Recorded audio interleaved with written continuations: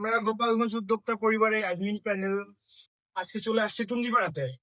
টুঙ্গিপাড়া তাহিদ food মার্টে Sultana নাজমিতা আপুর সব visit করতে।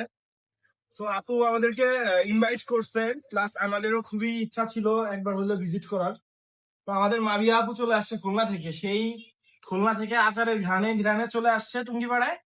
এখন সবাই তো খাওয়াতে ব্যস্ত, তো আমি একটু শেয়ার করতেছি। মানে আমাদের চঞ্চল ভাইয়া আছে, উনি অবশ্য খাওয়াতে খুবই বিজি, লজ্জা পাচ্ছে।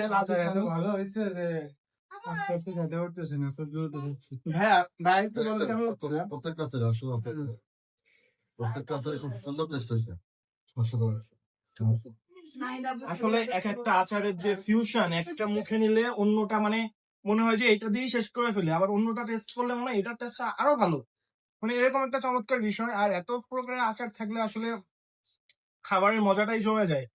বাইরে বৃষ্টি হইতেছে, সবাই মনে করেন একেবারে খাওয়াতে একেবারে পুরো মগ্ন অবস্থায় আছে, তো এর ভিতর আমারে ডিস্টার্ব করতেছে।